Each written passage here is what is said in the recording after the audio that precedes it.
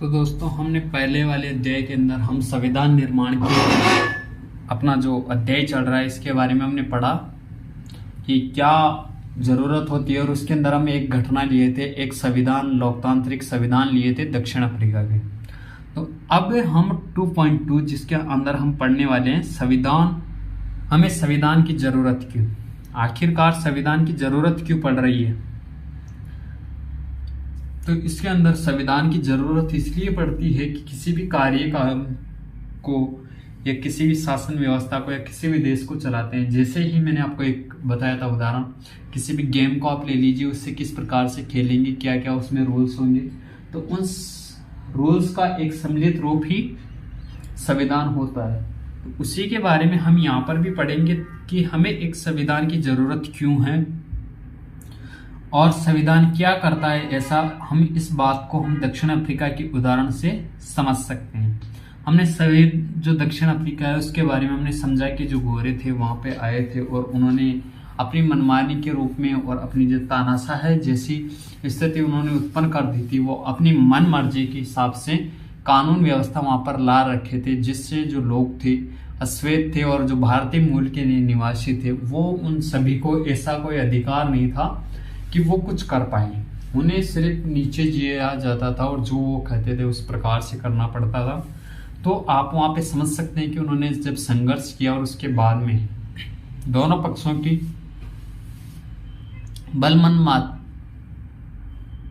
मन के रूप में दोनों पक्षों का विश्वास होने के कारण जो आपने पढ़ा होगा, जो दक्षिण अफ्रीका के राष्ट्रपति थे उन्होंने कड़ा संघर्ष किया और 28 वर्षों की उन्होंने जेल भी खाई है। तो उसी के रूप में हम आगे समझ सकते हैं कि एक नए लोकतंत्र के दमन करने वाले और दमन सहने वाले दोनों ही साथ साथ समान हैसियत से रहने की योजना बना रहे थे, जहां पर आप समझ सकते हैं क्योंकि दोनों यही चाहते थे और दोनों के लिए ही एक दूसरे पर भरोसा कर पाना आसान नहीं था। क्योंकि आपको पता होगा कि जो राष्ट्रपति थे उन्होंने बताया था कि दोनों पक्षों के रूप में दोनों का विश्वास था एक दूसरे पर, तभी हमने वहां पे जो संविधान था वो लागू किया और अपने देश को एक संविधान वहां पर लागू कर पाए और अच्छा संविधान, बेस्ट संविधान दे पाए।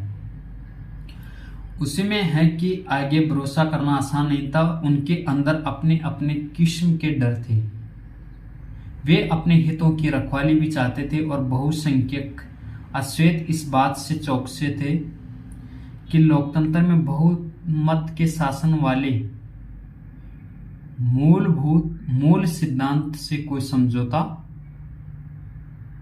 न हो, कि मूलभूत से कोई समझौता नहीं रहता। तो उसी से आगे हम चर्चा करेंगे कि अल्पसंख्यक, जिसमें बहुत सारे सामाजिक और आर्थिक अधिकार चाहिए थे, और अल्पसंख्यक गोरों से को अपनी संपत्ति और अपने विशेषाधिकारों की चिंता थी कि यदि मान लीजिए वहां पर लोग अपनी इच्छा के अनुसार संविधान बनाएंगे और वहां पर अपनी इच्छा अनुसार शासन व्यवस्था लागू करेंगे तो वहां उनकी इज्जत और उनका जो पैसा वो कमाते थे वो उनको कुछ भी नहीं मिल पाएगा। तो उसकी गोरों को चिंता थी। लंबे समय तक चली बातचीत के बाद दोनों पक्ष समझौते का रास्ता अपनाने को तैयार हुए।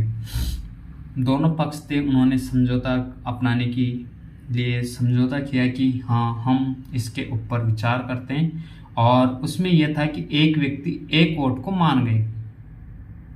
वे गरीब लोग और मजदूरों के कुछ बुनियादी अधिकारों पर भी सहमत हुए, जिसमें क्या हुआ कि अश्वेत लोग भी इस बात पर सहमत हुए कि सिर्फ बहुमत के आधार पर सारे फैसले नहीं होंगे, यानी कि बहुमत के आधार पर ये नहीं होंगे कि हम पूरे फैसले कर पाएंगे। उसी में यह था कि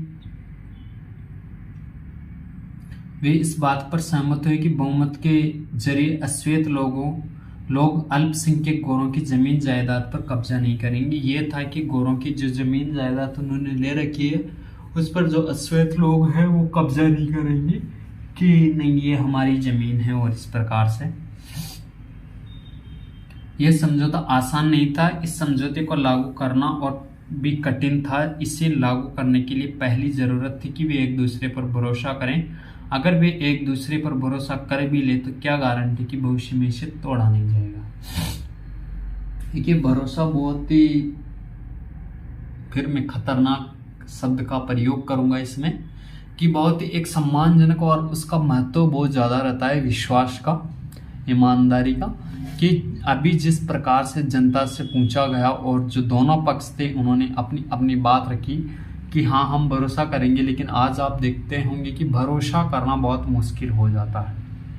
वो भरोसा कर ही नहीं पाते क्योंकि लोग हैं ही ऐसे ही, और इसी प्रकार से लोग कभी पलट जाए कोई पता नहीं रहता है। तो ये तो बात बहुत पहले की है, 19 की है। तो उसके अंदर चल रहा था कि ऐसी स्थिति में भरोसा बनाने और बरकरार रखने की का एक तरीका था, जो ये बातें ये तय हुई कि लिखित पढ़त में लिया जाए, जिससे सभी लोगों पर उनके मानने को बाध्य रहे। यह था कि हम लिखा हुआ लेते हैं, जहाँ पर यदि लिखा हुआ रहेगा तो हम आसानी से ये जान पाएंगे और लोगों को बता पाएंगे कि देखिए आपने ये समझौता किया था, तो आप उस पर अड़िग रहिए। तो जिससे क्या होगा कि भविष्य में शासकों का चुनाव कैसे होगा इसके बारे में नियम तय होकर लिखित रूप में आ जाते हैं, और चुनी हुई सरकार क्या क्या कर सकती है, क्या क्या नहीं कर सकती, ये भी लिखित रूप में मौजूद होता है। और इन्हीं लिखित नियमों पर में नागरिकों के अधिकार भी होते हैं, क्योंकि लिखित रूप में नियम यदि सरकार के हैं तो उसमें आदमी की जो व्यक्ति है, आम आदमी है, उनके भी जो नागरिकों के अधिकार है उनकी भी एक स्पष्ट रूप से वहाँ पे लिखा हुआ होना चाहिए कि आपके क्या क्या अधिकार होंगे, और वो उसमें थे। और ये नियम तभी काम करेंगे जब जीत कर आने वाले लोग इन्हें आसानी से और मनमाने ढंग से नहीं बदलें। दक्षिण अफ्रीकी लोगों ने इन्हीं चीजों को इंतजाम किया। वे कुछ बुनियादी नियमों पर सहमत हुए, और वे इस बात पर भी सहमत हुए कि वे नियम ऊपर सबसे ऊपर होंगे और कोई भी सरकार इनकी उपेक्षा नहीं कर सकती है। और इन्हीं बुनियादी नियमों के लिखित रूप को संविधान कहा गया। संविधान रचना सिर्फ दक्षिण अफ्रीका को ही खासियत नहीं है। संविधान निर्माण की जो रचना है वो दक्षिण अफ्रीका के अंदर ही, ये नहीं है कि दक्षिण अफ्रीका में ही हो।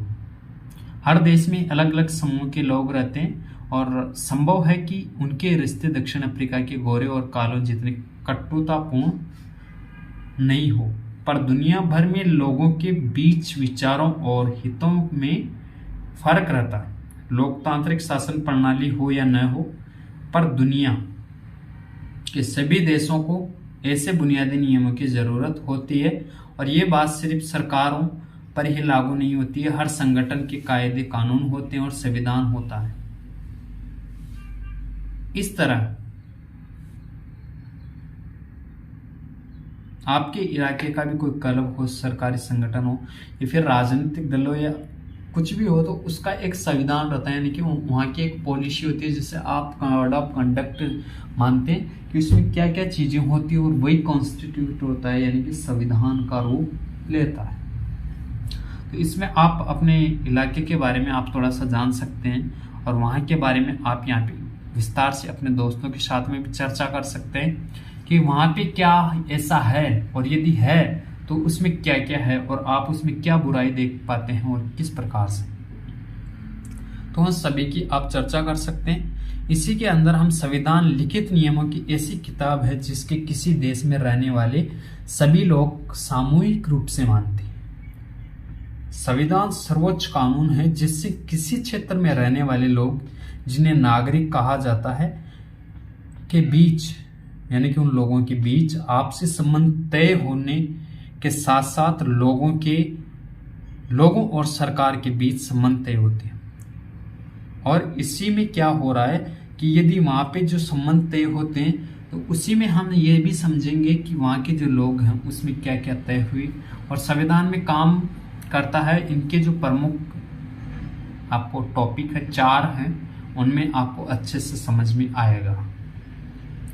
पहला यह है कि ये 7 रहे कि विभिन्न तरह के लोगों के बीच जरूरी भरोसा और सहयोग विकसित करता है, क्योंकि जो भरोसा है और सहयोग विकसित करता है उन सभी के बीच में रहता है विश्वास। तो दूसरा यह कि स्पष्ट करता है कि सरकार का गठन कैसे होगा और कैसे फैसले लेने का अधिकार होगा। ये तय तीसरा यह है कि सरकार के अधिकारों की सीमा तय करता है और हमें बताता है कि नागरिकों के क्या अधिकार है, क्योंकि सरकार की भी एक सीमा रहती है, वहां तक सरकार अपना निर्णय ले सकती है। और उसके बाद में लोगों के भी अधिकारों के बारे में ये बताया जाता है कि आपके क्या अधिकार है। चौथा जो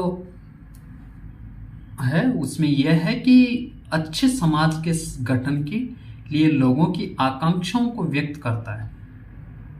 वे लोगों की क्या राय है वो भी जरूरी है। इसमें है कि जिन देशों में संविधान है वे सभी लोकतांत्रिक शासन वाले हो या यह जरूरी नहीं है, लेकिन जिन देशों में लोकतांत्रिक शासन व संविधान का होना जरूरी है। ब्रिटेन के खिलाफ आजादी की लड़ाई के बाद अमेरिकी लोगों ने अपने लिए लड़ाई के बाद अमेरिकी लोगों ने संविधान निर्माण किया और फ्रांसीसी क्रांति के बाद फ्रांसीसी लोगों ने एक लोकतांत्रिक संविधान को मान्यता दी। पहले जो अमेरिका के थे उन्होंने भी अपना संविधान निर्माण बनाया और संविधान का निर्माण किया, और फ्रांसीसी क्रांति के बाद फ्रांसीसी लोगों ने भी लोकतांत्रिक संविधान को मान्यता दी थी।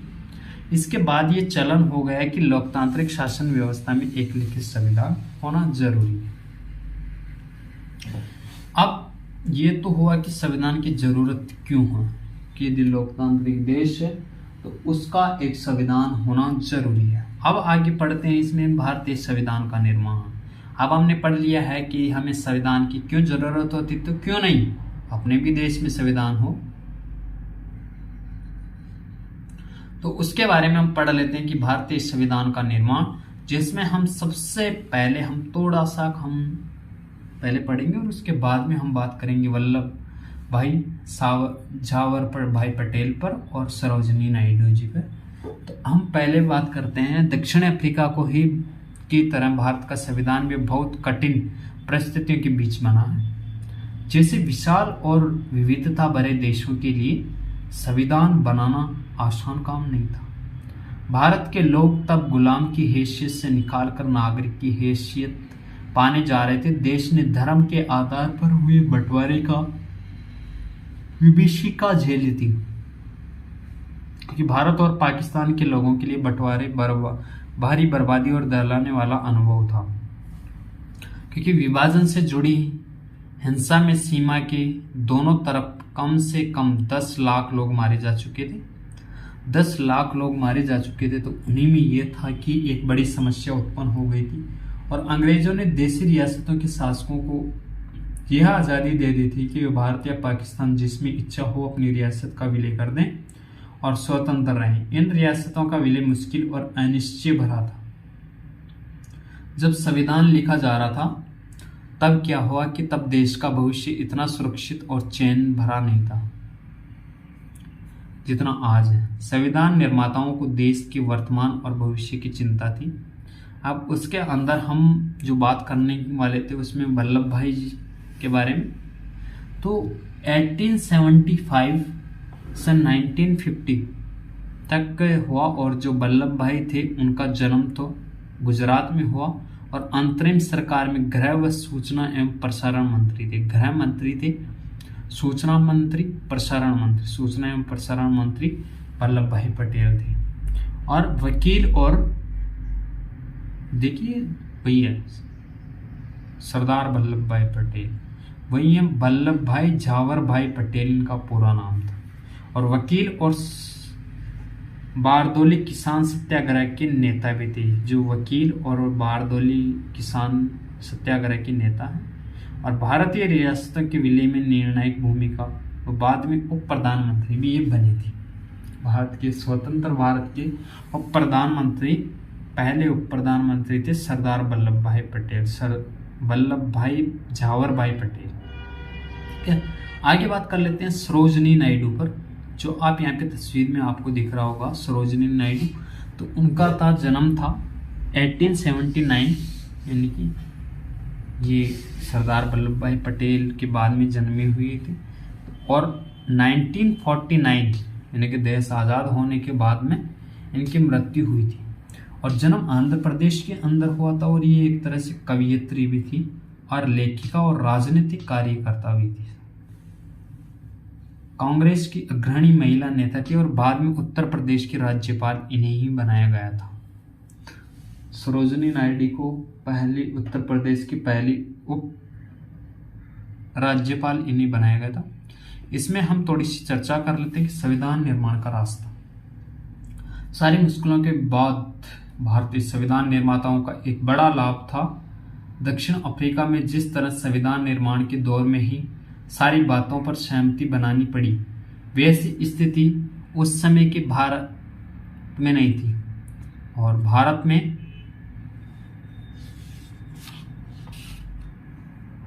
आजादी की लड़ाई के दौरान क्या हुआ कि लोकतंत्र समेत अधिकांश बुनियादी बातों पर राष्ट्रीय सहमति बनाने का काम हो चुका था और हमारा राष्ट्रीय आंदोलन सिर्फ एक विदेशी सत्ता के खिलाफ संघर्ष भरा नहीं था। ये नहीं था कि अंग्रेजों के खिलाफ था, ये अपने समाज को फिर से जगाने का वरन अपने समाज और राजनीति को बदलने और नए सिरे से गढ़ने का आंदोलन भी था। ये नहीं था कि अंग्रेजों को भगाने का इसका केवल मकसद नहीं था। वहाँ की जनता थी, उनका भी एक अच्छा और उनके अंदर जो जगाने की थी, समाज को जगाने की, एक राजनीति को बदलने की और नए सिरे से गढ़ने का आंदोलन भी था। आज़ादी के बाद भारत को किस रास्ते पर चलना चाहिए, इसे लेकर आज़ादी के संघर्ष के दौरान भी तीखे मतभेद थे। कुछ ऐसे भी मतभेद थे जो अब तक भी बने हुए हैं और पर कुछ बुनियादी विचारों पर लगभग सभी लोगों की सहमति कायम हो चुकी थी। 1928 में मोतीलाल नेहरू और कांग्रेस के 8 अन्य नेताओं ने भारत का एक संविधान लिखा था 1928 में, और 1931 में कराची में हुई भारतीय राष्ट्रीय कांग्रेस के अधिवेशन में एक प्रस्ताव ये रूपरेखा की गई थी कि 1928 में तो मोतीलाल नेहरू और कांग्रेस के 8 सदस्यों ने भारत की कुल यानी कि लिखा था, पहले लिख गया था 1928 में। लेकिन फिर इसमें क्या हुआ कि एक प्रस्ताव में ये रूपरेखा की गई थी कि आजाद भारत का संविधान कैसा होगा। इन दोनों ही दस्तावेजों में स्वतंत्र भारत के संविधान में सार्वभौमिक वयस्क मताधिकार, स्वतंत्रता और समानता का अधिकार, अल्पसंख्यकों के अधिकारों की रक्षा की बात की गई थी। यानी कि मताधिकार होना चाहिए, सार्वभौमिक वयस्क मताधिकार, स्वतंत्रता और समानता का अधिकार की बात की गई, अल्पसंख्यकों के अधिकारों की रक्षा की बात की गई। इस प्रकार जो संविधान की रचना करने के लिए बैठने से पहले ही कुछ बुनियादी मूल्यों पर सभी नेताओं की सहमति बन चुकी थी। इसमें क्या हुआ कि औपनिवेशिक शासन की राजनीतिक संस्थाओं और व्यवस्थाओं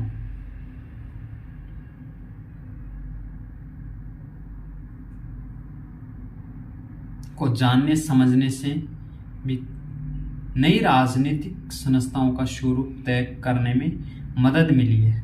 और अंग्रेजी हुकूमत ने बहुत कम लोगों को वोट देने का अधिकार दिया गया था। इसके आधार पर अंग्रेजों ने जिस विधायिका का गठन किया गया वह बहुत कमजोर थी। और 1937 के बाद पूरी ब्रिटिश शासन वाले भारत में प्रादेशिक असेंबलियों के चुनाव कराए गए थे। प्रादेशिक असेंबलियों का चुनाव करवाया गया 1937 के अंदर। पूरे ब्रिटिश शासन वाले भारत में प्रादेशिक असेंबलियों के लिए चुनाव कराए गए थे। इनमें बनी सरकारें पूरी तरह लोकतांत्रिक नहीं थी, पर संविधान सभाओं में जाने और काम करने का अनुभव बहुत ही लाभदायक हुआ, क्योंकि इन्हीं भारतीय लोगों को अपनी संस्थाएं और व्यवस्थाएं बनानी थी और चलाना था। इसी कारण भारतीय संविधान में कई संस्थाओं और व्यवस्थाओं को पूरी व्यवस्था से लगभग जस का तस अपना लिया गया था। और 1935 का भारत सरकार कानून 1935 का भारत सरकार कानून था और आज़ादी के बाद भारत के स्वरूप को लेकर वर्षों से पहले चले चिंतन और बहसों से भी काफी लाभ पहुंचाया था। हमारे नेताओं में इतना आत्मविश्वास आ गया था कि उन्हें बाहर के विचारों और अनुभवों को अपनी ज़रूरत के अनुसार अपनाने में कोई हिचक नहीं हुई। हमारे अनेक नेता फ्रांसीसी क्रांति के आदर्शों, ब्रिटिश के संसदीय लोकतंत्र के कामकाज व अमेरिका के अधिकारों की सूची से काफ़ी प्रभावित थे। और रूस में हुई समाजवादी क्रांति ने भी अनेक भारतीयों को प्रभावित किया।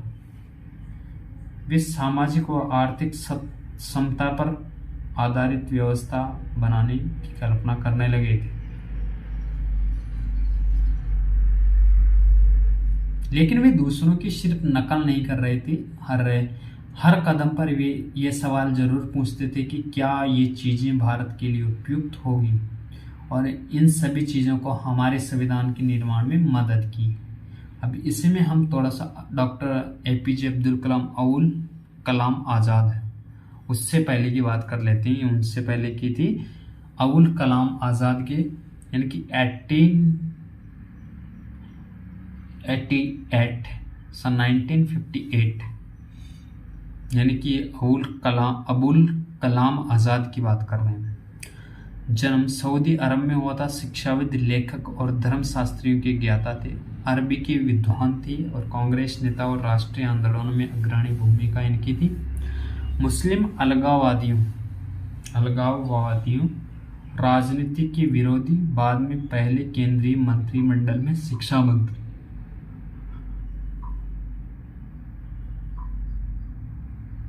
भारत के पहले शिक्षा मंत्री अबुल कलाम आजाद थे। उनके बाद में टीटी कृष्णाचारी 1899 से 1974, जन्म तमिलनाडु में हुआ। प्रारूप कमेटी के सदस्य थे और उद्यमी और कांग्रेसी नेता थे। बाद में केंद्रीय मंत्रिमंडल की वित्त मंत्री टीटी कृष्णाचारी। अब चलते हैं, हम बात करते हैं संविधान सभा। संविधान सभा जो कि देश जो संविधान बनाया उसके अंदर कौन कौन थे और कैसे कैसे हुआ, वो सभी हम अब जानेंगे। फिर भारत के संविधान के निर्माता कौन थे, यहाँ आपको संविधान बनाने की प्रमुख भूमिका निभाने वाले कुछ नेताओं के बारे में अच्छे से हम जानकारी जानेंगे यहाँ पे। और इसमें संविधान सभा कहते किसे हैं कि चुने हुए जनप्रतिनिधियों की जो सभा संविधान नामक विशाल दस्तावेज को लिखने का काम करती है उसे संविधान सभा कहते हैं। यानी कि संविधान को बनाने वाली संविधान सभा है, तो उसके अंदर बैठे हुए लोग संविधान सभा के सदस्य हैं। भारतीय संविधान सभा के लिए जुलाई 1946 में चुनाव हुए थे। संविधान सभा के लिए चुनाव हुए जुलाई 1946 में हुए थे। संविधान सभा की पहली बैठक दिसंबर 1946 में हुई। क्वेश्चन बन सकता है कि संविधान सभा की पहली बैठक कब हुई, तो संविधान सभा की पहली बैठक दिसंबर 1946 में हुई थी और इसके तत्काल बाद देश को दो हिस्सों में बांट दिया गया था, जिसमें भारत और पाकिस्तान था। संविधान सभा भी दो हिस्सों में बट गई थी, भारत की संविधान सभा और पाकिस्तान की संविधान सभा। इसमें हम राजेंद्र प्रसाद को पढ़ेंगे कि 1884 से 1963 जन्म इनका बिहार के अंदर हुआ था। राजेंद्र प्रसाद का, ये संविधान सभा के अध्यक्ष थे। संविधान सभा के अध्यक्ष राजेंद्र प्रसाद और वकील और चंपारण सत्याग्रह के प्रमुख भागीदार थे। चंपारण सत्याग्रह के अंदर राजेंद्र प्रसाद का अग्रणी स्थान था। 3 बार कांग्रेस के अध्यक्ष रहे हैं और बाद में भारत के प्रथम राष्ट्रपति भी बने थे। भारत के प्रथम राष्ट्रपति राजेंद्र प्रसाद जी बने थे। इसी के बाद में हम जब आगे पढ़ेंगे उनमें हम कई महत्वपूर्ण व्यक्तियों को पढ़ेंगे। उससे पहले हम छोटी सी जानकारी इसमें पढ़ेंगे कि जो जयपाल सिंह है ये भी वहाँ पे संविधान सभा में, यानी कि जो अध्यक्ष और उसके अंदर संविधान के समय ये वहाँ पर थे कि 1933 से 1970 में इनका जन्म हुआ झारखंड में और ये खिलाड़ी थे एक तरह से और शिक्षाविद भी थे। भारतीय हॉकी टीम के पहले कप्तान थे जयपाल सिंह। भारतीय हॉकी टीम के पहले कप्तान जयपाल सिंह थे। आदिवासी महासभा के संस्थापक व अध्यक्ष थे और बाद में ये झारखंड पार्टी के संस्थापक भी हुए। झारखंड में पार्टी की स्थापना भी की थी जयपाल सिंह ने। इसमें हम पढ़ते हैं कि संविधान सभा भारतीय संविधान लिखने वाली सभा में 299 सदस्य थे। 299 सदस्य 26 नवंबर 1949 को अपना काम पूरा कर लिया था। 26 नवंबर 1949 को अपना काम पूरा कर लिया था, यानी कि संविधान पूरा लिख गया था। और इसमें 26 जनवरी 1950 को संविधान को लागू कर दिया गया है, ये आप पहले से जानते होंगे। इसी दिन की याद में हर साल 26 जनवरी को गणतंत्र दिवस मनाया जाता है और मनाते हैं। इसके अंदर छोटी सी आगे जानकारी है कि इस सभा द्वारा 50 साल से भी पहले बनाए गए संविधान को हम क्यों मानते हैं। हमने पहले ही एक कारण का जिक्र किया है, संविधान सिर्फ संविधान सभा के सदस्यों के विचारों को ही व्यक्त नहीं करता है, यह अपने समय की व्यापक सहमतियों को व्यक्त करता है। दुनिया के कई देशों में संविधान को फिर से लिखना पड़ा, क्योंकि संविधान की तर्ज बुनियादी बातों पर ही वहां की सभी सामाजिक समूहों और राजनीतिक दलों की सहमति नहीं थी। कई देशों के संविधान हैं, पर वह कागज का टुकड़ा या किसी भी अन्य किताब की तरह दस्तावेज भरे। इसी के बीच में छोटा सा हम पढ़ लेते हैं। S.C. मुखर्जी 1887 से 1956 जन्म हुआ बंगाल के अंदर और संविधान सभा के उपाध्यक्ष थे S.C. मुखर्जी। ये कांग्रेस के नेता थे और शिक्षाविद भी थे, और ये प्रसिद्ध एक लेखक थे। ऑल इंडिया क्रिश्चियन काउंसिल और बंगाल विधानसभा के सदस्य भी थे S.C. मुखर्जी, और बाद में बंगाल के राज्यपाल भी S.C. मुखर्जी को बनाया गया था। इसमें है कि छोटा सा टुकड़ा या अन्य किताब की तरह एक दस्तावेज भरा है, कोई भी उस पर आचरण नहीं करता है, पर हमारे संविधान का अनुभव एकदम अलग है। पिछले आधी सदी से ज्यादा की अवधि में अनेक सामाजिक समूहों ने संविधान के कुछ प्रावधानों पर सवाल उठाए, पर किसी भी बड़े सामाजिक समूह या राजनीतिक दल ने खुद संविधान की वैधता पर सवाल नहीं उठाया। यह हमारे संविधान की एक असाधारण उपलब्धि है कि इस पर किसी ने भी सवाल उठाया है, या फिर कोई बड़ी जो संस्था या बड़ी पार्टी है उन्होंने ये नहीं बताया है कि संविधान के अंदर ये गलत है। इसी के अंदर हम पढ़ लेते हैं जी दुर्गाबाई देशमुख। जी दुर्गाबाई, इन्होंने 1909 से 1981 109 में जन्म हुआ। 1981 में इनका देहांत हो गया था, और जन्म हुआ आंध्र प्रदेश के अंदर, और ये एक वकील थी और महिला मुक्ति कार्यकर्ता भी थी, और आंध्र प्रदेश महिला सभा की संस्थापक और कांग्रेस में ये एक सक्रिय नेता थी, और बाद में एक केंद्रीय समाज कल्याण बोर्ड के संस्थापक अध्यक्ष हुई। केंद्रीय समाज कल्याण बोर्ड की संस्थापक अध्यक्ष जी दुर्गाबाई देशमुख। और संविधान को मानने का दूसरा कारण यह है कि संविधान सभा ही भी भारत के लोगों का प्रतिनिधित्व कर रही है। उस समय सार्वभौमिक वयस्क मताधिकार नहीं था, इसलिए संविधान सभा का चुनाव देश के लोग प्रत्यक्ष ढंग से नहीं कर सकते थे। इसका चुनाव मुख्य रूप से उन प्रांतीय असेंबलियों के सदस्यों ने ही किया था जिनका जिक्र पहले हम कर चुके हैं, और इसके कारण देश के सभी भौगोलिक क्षेत्रों का इसमें उचित प्रतिनिधित्व हो गया है। इस सभा में भारतीय राष्ट्रीय कांग्रेस के सदस्यों का प्रभुत्व था, जिसने राष्ट्रीय आंदोलन की अगुवाई की थी, पर स्वयं कांग्रेस के अंदर कई राजनीतिक समूह और विचार के लोग थे। सभा में कई सदस्य ऐसे थे जो कांग्रेस के विचारों पर सहमत नहीं थे, और सामाजिक रूप से इस सभा में सभी समूह, जाति, वर्ग व पैसों के लोग थे। अगर संविधान सभा का गठन सार्वभौमिक वयस्क मताधिकार के जरिए हुआ होता, तब भी इसका स्वरूप काफी कुछ इसी तरह का होता। और अंततः जिस संविधान सभा ने काम किया वह संविधान को एक तरह की पवित्रता और वैधता देता है। संविधान सभा का काम काफी व्यवस्थित, खुला व सर्वसम्मति बनाने के प्रयास पर आधारित था। सबसे पहले कुछ बुनियादी सिद्धांत तय किए गए कि यदि संविधान सभा बन रही है तो उसमें क्या क्या किया जाएगा, उन पर पहले विचार किया गया था, पर सबकी सहमति बनाई गई, और फिर प्रारूप समय कमेटी के प्रमुख डॉक्टर भीमराव अंबेडकर थे कि चर्चा के लिए एक प्रारूप संविधान बनाया। जो डॉक्टर भीमराव अंबेडकर थे, इन्होंने चर्चा के लिए एक प्रारूप संविधान बनाया और संविधान के प्रारूप को ही की प्रत्येक धारा पर कहीं कहीं दौर में चर्चा हुई और 2000 से ज्यादा संशोधन पर विचार हुआ।